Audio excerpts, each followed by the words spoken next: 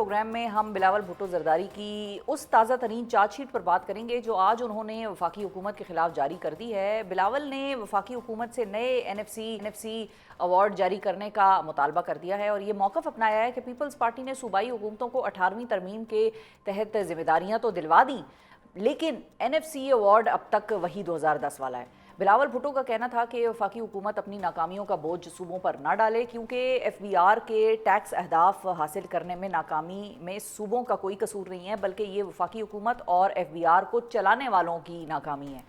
इसके साथ साथ बिलावल ने 27वीं आईनी तरमीम के किसी इम्कान से मुकम्मल लाइलमी लाताल्लुकी का इजहार करते हुए ये दावा किया कि नून लीग ने अभी तक इस हवाले से कोई रब्ता नहीं किया और पीपल्स पार्टी को नए एनएफसी अवार्ड के जारी ना होने में वफाकी हुकूमत की नाकामी क्यों नज़र आ रही है और अब इस फ्रंट पर हुकूमत के साथ क्या पीपल्स पार्टी सींग फंसाने जा रही है या सॉर्ट आउट हो जाएंगे। इस हवाले से गुफ्तगू करने के लिए हमारे साथ मौजूद हैं पीपल्स पार्टी के सीनियर रहनुमा और सिंध के वज़ीर तवानाई नासिर हुसैन शाह साहब। अस्सलाम वालेकुम शाह साहब। वालेकुम अस्सलाम। बहुत शुक्रिया शाह साहब, आपने वक्त निकाला प्रोग्राम के लिए। सबसे पहले तो ये बताइए कि वैसे तो इत्तेहादी तो आप लोग नून लीग की हुकूमत के मार्च 2024 से हैं, तो एनएफसी के हवाले से अचानक ये इतनी एक तरीके से कह लें कि एक बड़ी सीरियस नौयत की वेकअप कॉल क्यों बिलावल भुट्टो जरदारी साहब को देनी पड़ गई? कोई मामलात उसकी तरफ कोई डिस्कशन हुई थी पहले जिसमें कि वो तय नहीं पाया, क्या हुआ था? बिस्मिल्लाहिर्रहमानिर्रहीम, अल्लाहुम्मा सल्ली अला मुहम्मद व आले मुहम्मद।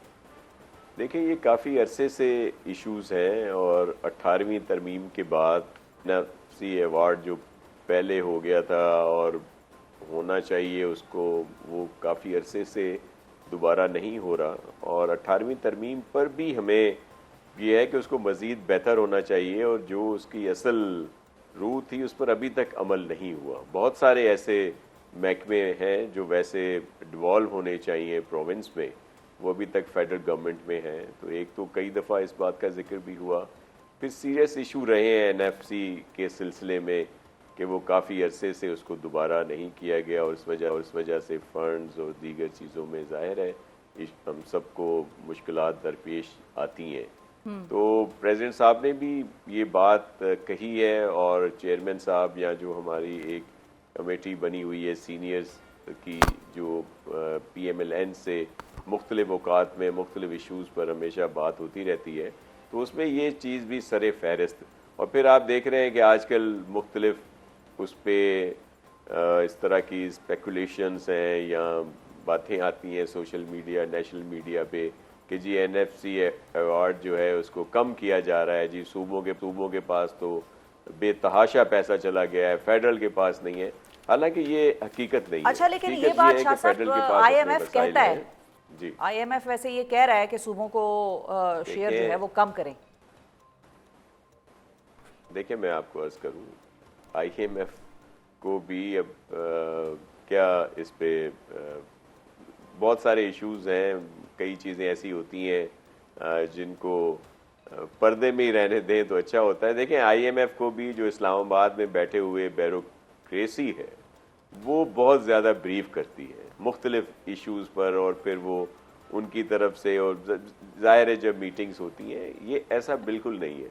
और मैं आपको एक अर्ज़ करूं कि मेरे पास एनर्जी के साथ साथ PND का डिपार्टमेंट भी है। ठीक है। तो जब हम एक तसलसल से देखते हैं कि जी बहुत सारी ऐसी डेवलपमेंट है जो फेडरल गवर्नमेंट कर रही है, एक तो चले फेडरल टेरिटरीज हैं या एक बड़े प्रोजेक्ट होते हैं जो फेडरल गवर्नमेंट को ही करने हैं, लेकिन हम देखते हैं कि प्रोविंस में भी 2013 या उससे पहले भी या उसके बाद भी एक तसलसल रहा है कि ट्रिलियंस के डेवलपमेंट के प्रोजेक्ट्स जो हैं वो फेडरल गवर्नमेंट की तरफ से मुख्तलिफ सूबों में होते हैं, जिसमें हमने हमेशा एक अपनी आवाज़ उठाई है कि जी सिंध का शेयर जो है वो 2013 से 22 तक 3-4% से ज़्यादा नहीं रहा और दीगर सूबों में वो भी हमारे ही सूबे हैं। लेकिन ये जो एक वो मिथ है कि जी वो नहीं है, फेडरल के पास कुछ नहीं होता, ऐसा बिल्कुल नहीं है।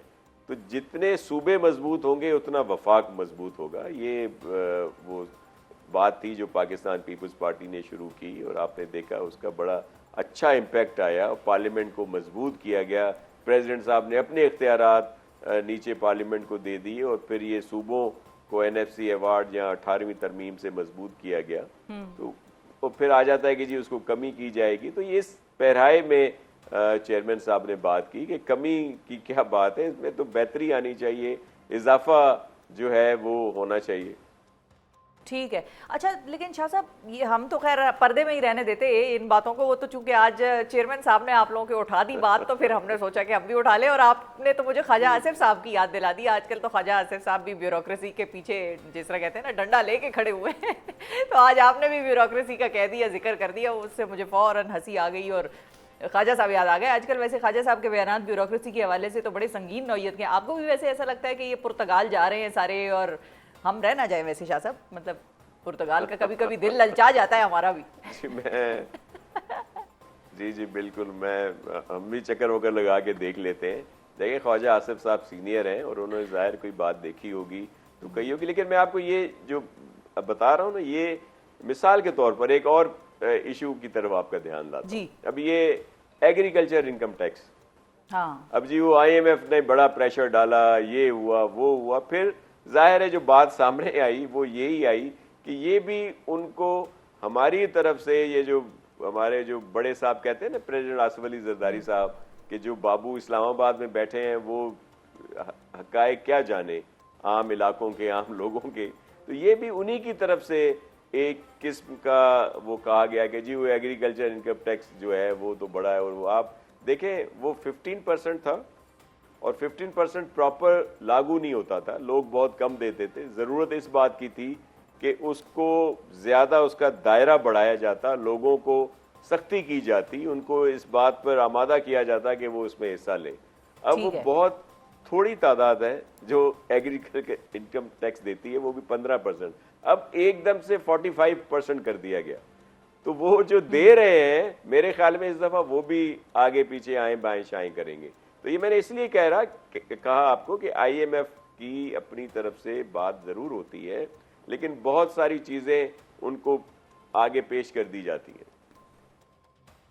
ठीक है। अच्छा शाह साहब, वैसे तो बनती नहीं है पीपल्स पार्टी की, लेकिन आप लोगों के जो सियासी हरीफ हैं वो भी NFC अवार्ड के हवाले से खैबर पख्तूनख्वा वाले जिक्र कर रहे हैं और उनके सिर्फ फाटा मर्जर की मद में 200 अरब जो हैं वो कहते हैं कि हमें अदा होने वाले हैं, और जिस पे कि सब ने वादा भी किया था कि फाटा की जो न्यूली मर्ज्ड अजला होंगी उनके लिए सब अपने अपने हिस्से का थोड़ा थोड़ा निकाल के सब उनको देंगे, लेकिन वो भी हमें नहीं मिला। तो वो भी न्यू जो है वो एक NFC अवार्ड मांग रहे हैं। क्या इस चीज़ पे कोई कन्वर्जेंस हो सकती है? आप लोग उनको भी इस चीज़ पर सपोर्ट करेंगे कि उनको भी मिलना चाहिए? जी बिल्कुल, जो ड्यू शेयर है, जो जायज़ बात है, उसमें तो ज़रूर हम सपोर्ट करेंगे। और ये एक हकीकत है कि फाटा का मर्जर हुआ KP में, और अगर उनको अलहदा से KP को फंड नहीं दिए जा रहे तो ये KP के साथ ज़ाहिर है ज़्यादती है, उनको उनके लिए ज़्यादा फंड दिए जाएं। सिर्फ एक दो इशू इसलिए हैं कि दीगर सूबे, मिसाल जिसमें सिंध भी है, बलूचिस्तान भी है और मेरे ख्याल में पंजाब भी है, वो कहते हैं कि जी जो फेडरल टेरिटरी थी या फेडरल के इलाके थे, अगर वो कहीं और जम किए जाते हैं तो जो उनका रखा हुआ बजट है वो तो फेडरल के पास था ना, तो वो वाला बजट उसमें दे ना। सूबों के ऊपर क्यों ये प्रेशर डाला जा रहा है कि जी सूबे अपने हिस्से को कम करके उनको दें? हाँ, अगर पहले वो इलाके सूबों के ही उसमें से होते थे, जिसमें सिंध का चले हिस्सा दिया जाता था, पंजाब या बलूचिस्तान का या KP का, तो फिर तो चले ठीक है, अब देना चाहिए। लेकिन अगर वो वैसे ही उनका सारा इंतज़ाम और सारी चीज़ें, फंड्स उनको फेडरल गवर्नमेंट देती थी, तो ये फेडरल गवर्नमेंट की जिम्मेदारी है कि वो इनको दे, लेकिन उनको देने ज़रूर चाहिए। अच्छा, ठीक है। और फाइनली शाह साहब ये भी बताइए कि बिलावल साहब ने एक बड़ा मायनेखेज जुमला बोला और उस जुमले को अब बहुत सारे लोग मजीद रीड करने की कोशिश कर रहे हैं, हम आपसे समझना चाहेंगे। उन्होंने कहा कि NFC अवार्ड जो है उसके हवाले से जब बात कर रहे थे, उन्होंने कहा ये वफाकी हुकूमत और FBR को चलाने वालों की नाकामी है। इससे क्या मुराद है? देखिए, ये एक हकीकत भी है और बल्कि इसकी मिसालें भी हैं। मिसाल के तौर पर FBR की तरफ से जो भी टैक्स कलेक्शन होती थी या रिकवरी या जो भी कह लें, मैं सिंध की मिसाल आपको देता हूँ। और यहाँ पे जब हमने SRB बनाई सिंध रेवेन्यू बोर्ड बनाया तो आपको एक वाज़े फ़र्क नज़र आएगा कि पहले जो रिकवरी थी या पहले जो फंड्स जनरेट होते थे और जो अब हमारे इदारे कर रहे हैं, प्रोविंस के जो इदारे कर रहे हैं, वो कहीं ज़्यादा है।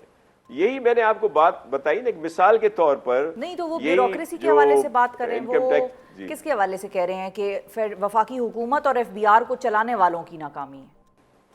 कौन, मतलब नून लीग? देखें, उन्होंने,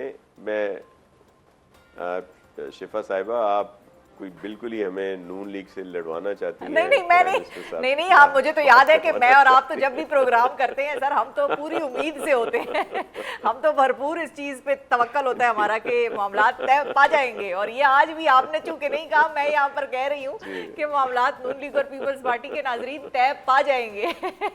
लेकिन चूंकि उन्होंने जुमला ऐसा बोला तो बिल्कुल उसमें बात हो रही है कि वो किसकी बात कर रहे हैं, इनको चलाने वाले कौन, मतलब वफाकी हुकूमत और एफबीआर को चलाने वाले नाकाम हो गए। जी, वो इदारे की बात कर रहे हैं, अफसरान की बात कर रहे हैं कि अच्छा। उनकी अपनी जो एक किस्म की नाहिली कह लें, या जो प्रॉपर तरीके से काम नहीं करते और फिर उसका खुमियाजा पूरा मुल्क भुगत रहा है।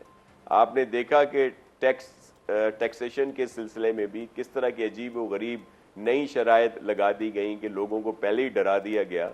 मैं इसलिए तो कह रहा हूँ कि मिसाल के तौर पर ये जो एग्रीकल्चर इनकम टैक्स है या दीगर टैक्स है, वो जी ऐसी उन्होंने उसमें सजाएं लगा दी कि हमारे जितने बिजनेस कम्युनिटी है वही परेशान है। फिर वो सारी चीज़ें प्राइम मिनिस्टर साहब को सुननी पड़ती हैं, उनको भुगतना पड़ता है, उनको फिर इसमें आना पड़ता है कि जी इसमें कुछ बेहतरी लाएं। तो एक तरीक़ेकार होता है, वो अपनी मेहनत करने के अलावा बस ऐसा कोई फार्मूला दे देते हैं कि जिससे मजीद परेशानियां हो। तो इस बात का चेयरमैन साहब ने बात की है। ठीक है जी, बिल्कुल ठीक है। और नाजरीन, जाते जाते जो नासिर साहब ने बात की है उससे आपको अंदाजा हो गया होगा कि दुख है, मतलब people's party does feel for prime minister साहब। वो चाहते नहीं है कि प्राइम मिनिस्टर साहब को कोई फिर कोसे या वो कोई उनको मुर्दे इल्जाम ठहराए। जिस तरह से नासिर साहब ने कहा कि फिर देखे ना, बातें बाद में फिर प्राइम मिनिस्टर साहब को सुननी पड़ती हैं, तो जाहिर है पीपल्स पार्टी को ये चीज़ अच्छी तो नहीं लगती कि उनकी इत्तेहादी जमात के प्राइम मिनिस्टर को ये बातें सुननी पड़े। तो ये बात मैंने आपका अच्छा तर्जुमा कर दिया है ना नासिर साहब? जाते जाते ये बता दें क्विकली, सही बात की है ना मैंने? जी, आपने बिल्कुल सही बात की। और उसकी वजह क्या है, इस प्राइम मिनिस्टर साहब को या मौजूदा गवर्नमेंट को हम क्यों सपोर्ट कर रहे हैं? जी, हमारे बहुत इश्यूज हैं, सीरियस इशू है। उसकी वजह क्या है कि जो मुल्क डिफॉल्ट की तरफ जा रहा था, मौजूदा हुकूमत की जो पॉलिसीज़ हैं या जिन पे, तो एक बेहतरी की तरफ हम जा रहे हैं। एक मून लाइट नज़र आई है कि दुनिया के बेशतर ममालिक के सरबराह यहाँ आ रहे हैं, इन्वेस्टमेंट आ रही है, तो हम बेहतरी की तरफ जा रहे हैं। अगर अब हम कोई इस तरह का किरदार अदा करें कि अपनी गवर्नमेंट को डिस्टेबलाइज करें जिसका नुकसान मुल्क को हो, तो ऐसे इसमें हम नहीं लेना चाहते, हिस्सा नहीं बनना चाहते।